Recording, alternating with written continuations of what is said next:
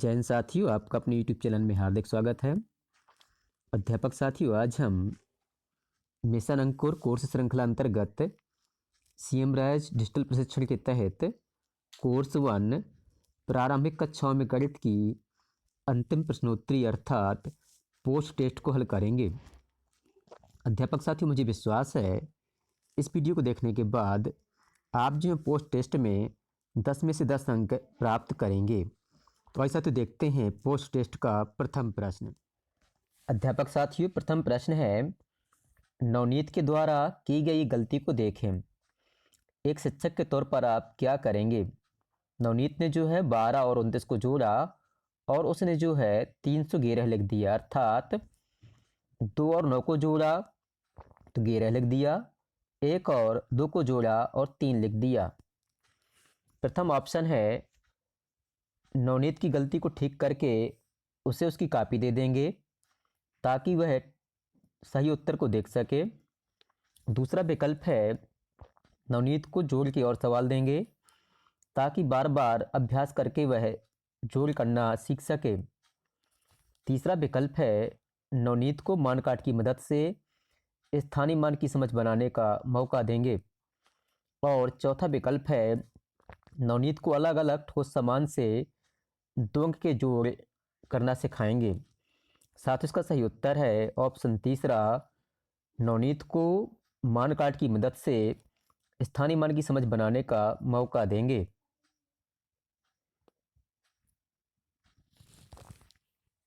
अगला प्रश्न है, कक्षा 1 में शामिल जोड़ की उपधारणाओं और उपकौशलों को क्रम से लगाइए। अध्यापक साथियों, आपको जो नीचे दिए गए विकल्प हैं इनको ऊपर नीचे खिसका कर क्रम से जमाना है। अध्यापक साथियों, इसके लिए सबसे पहले हम तीसरे नंबर के विकल्प को ऊपर ले जाते हैं। इसके बाद हम इस विकल्प को दूसरे नंबर पर जमा देते हैं और इसके बाद हम इस विकल्प को यहाँ पर खिसका देते हैं। अध्यापक साथियों, आपको इस क्रम में जो है इस सवाल के उत्तर को जमाना है। इसके बाद हम नेक्स्ट पर क्लिक करते हैं। अगला प्रश्न है, कक्षा 3 में शिक्षक ने देखा कि बहुत से बच्चे गुणा के सवालों में गलती कर रहे हैं। शिक्षक कौन सी गतिविधि कक्षा में कर सकते हैं जिससे उन्हें बच्चों को गुणा सिखाने में सहारा मिल सके? पहली गतिविधि है, वह बच्चे को कॉपी और कार्यपत्रिका में अलग अलग सवाल दे सकते हैं और अभ्यास करके अपनी समझ बनाने को प्रोत्साहित कर सकते हैं।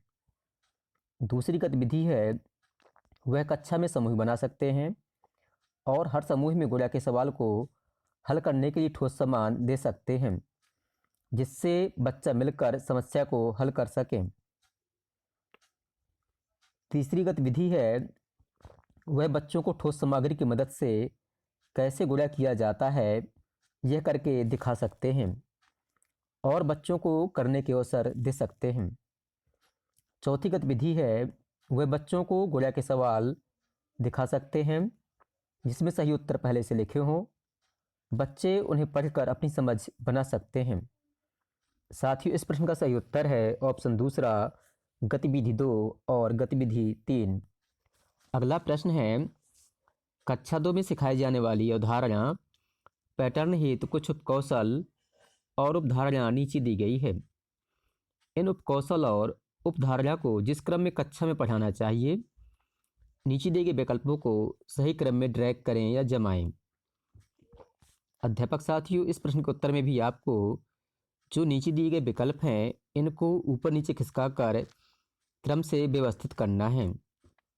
अध्यापक साथियों, इस प्रश्न के उत्तर में हम सबसे पहले जो चौथे नंबर का विकल्प है इसको हम ऊपर ले जाएंगे।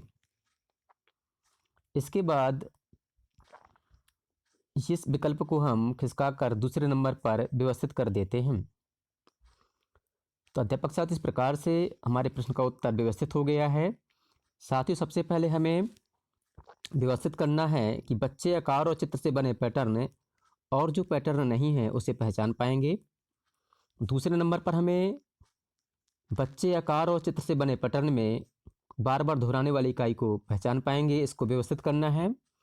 और तीसरे नंबर पर हमें बच्चे आकार और चित्र से बने पैटर्न को आगे बढ़ा पाएंगे एवं ब्लॉक, ऑब्लिक लीफ प्रिंटिंग या चित्रों के इस्तेमाल से पैटर्न बना पाएंगे, इसको व्यवस्थित करना है।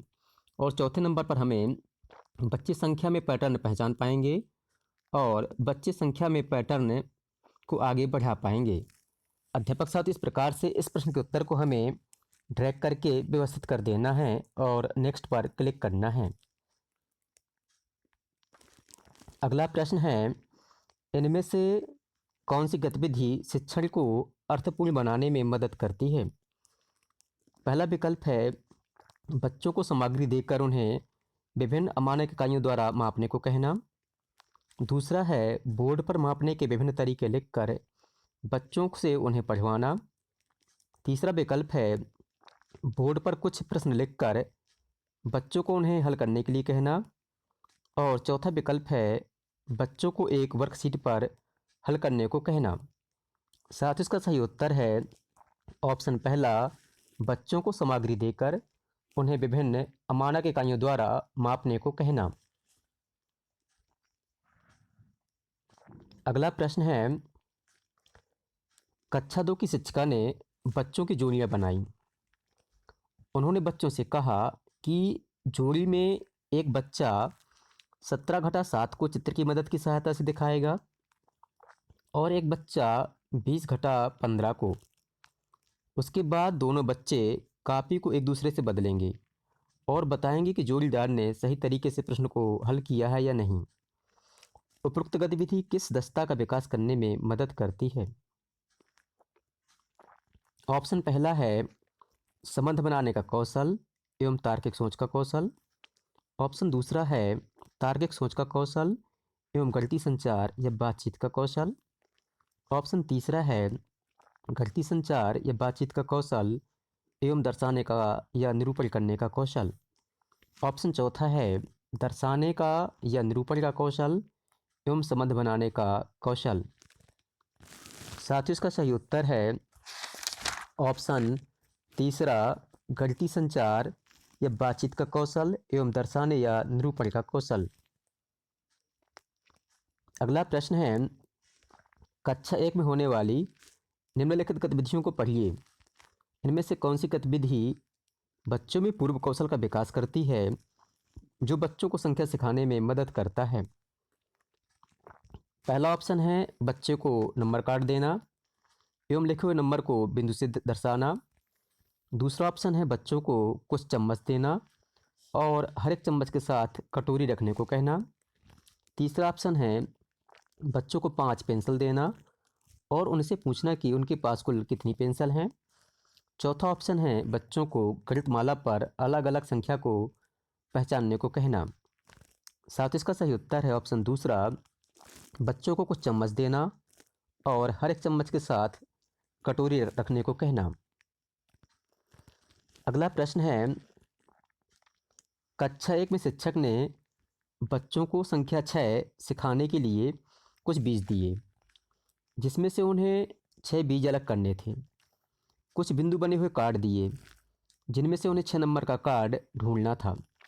संख्या रेखा पर 6 नंबर दर्शाने को कहा और संख्या 6 या कोई भी 6 चीज़ों का चित्र कापी में बनाने को कहा। शिक्षक ने इन गतिविधियों को 10 दिन में करवाया। आपके हिसाब से शिक्षक ने 10 दिन क्यों लगाए? प्रथम ऑप्शन है ताकि बच्चे 1 से 6 तक की गिनती ठीक से बता सकें। दूसरा है ताकि बच्चे 6 के आकार को सही तरीके से अपनी कापी में लिख सकें। ऑप्शन तीसरा है ताकि बच्चे अलग अलग ठोस सामग्री की मदद से अवधारणा की समझ बना सकें। ऑप्शन चौथा है ताकि बच्चे 6 के बाद के अंक की समझ बना सकें। साथ इसका सही उत्तर है ऑप्शन तीसरा, ताकि बच्चे अलग अलग ठोस सामग्री की मदद से अवधारणा की समझ बना सकें। अगला प्रश्न है, कक्षा 3 के शिक्षक ने बच्चों को गुणा का एक सवाल हल करने के लिए दिया। उसके बाद उनसे पूछा कि आपने ये कैसे किया। इस सवाल को हल करने का कोई और तरीका है? आपका तरीका आपके साथियों से कैसे अलग है? ये प्रश्न नीचे दी गई किस दस्ता का विकास करने में मदद करते हैं? ऑप्शन पहला है अवधारणा की समझ एवं हल करने के तरीकों में प्रवाह है। ऑप्शन दूसरा है हल करने के तरीकों में प्रवाह है एवं संदर्भ के हिसाब से तार्किक सोच। ऑप्शन तीसरा है संदर्भ के हिसाब से तार्किक सोच एवं सकारात्मक सोच। ऑप्शन चौथा है सकारात्मक सोच एवं अवधारणा की समझ। साथ इसका सही उत्तर है ऑप्शन दूसरा, हल करने के तरीकों में प्रवाह है एवं संदर्भ के हिसाब से तार्किक सोच। अगला प्रश्न है एक पाठ योजना में लिखे गए उद्देश्य एक शिक्षक की किस प्रकार से मदद करते हैं? ऑप्शन पहला है उद्देश्य बताते हैं कि एक शिक्षक को किस कक्षा में क्या पढ़ाना चाहिए। ऑप्शन दूसरा है उद्देश्य बताते हैं कि शिक्षक एक पाठ पढ़ाने में किन लक्ष्यों को महत्व देते हैं, साथ ही उन लक्ष्यों की प्राप्ति हेतु सही गतिविधि चुनने में भी मदद करते हैं। ऑप्शन तीसरा है उद्देश्य शिक्षकों की सही शिक्षण गतिविधियाँ चुनने में मदद करते हैं एवं छात्रों की त्रुटियां समझने में भी सहयोग करते हैं। ऑप्शन चौथा है उद्देश्य शिक्षकों को बच्चों के व्यवहार के बारे में बताते हैं। साथ ही इसका सही उत्तर है ऑप्शन दूसरा, उद्देश्य बताते हैं कि शिक्षक एक पाठ पढ़ाने में किन लक्ष्यों को महत्व देते हैं, साथ ही इन लक्ष्यों की प्राप्ति हेतु सही गतिविधि चुनने में भी मदद करते हैं। साथ ही इस प्रकार से हमने कुल 10 प्रश्नों में से 10 प्रश्नों के उत्तर दिए हैं। आइए साथियों देखते हैं कि हमारे कितने प्रश्न सही हैं। इसके लिए हम सबमिट बटन पर क्लिक करते हैं। अध्यापक साथियों, आपको अंतिम प्रश्नोत्तरी या पोस्ट टेस्ट में कुल कितने अंक प्राप्त हुए हैं कमेंट कर हमें ज़रूर बतलाएं। और साथियों, आपको वीडियो पसंद आया हो तो वीडियो को लाइक करें, अपने अध्यापक साथियों के साथ शेयर करें और हमारे चैनल जॉयफुल स्टडी को सब्सक्राइब करें। धन्यवाद।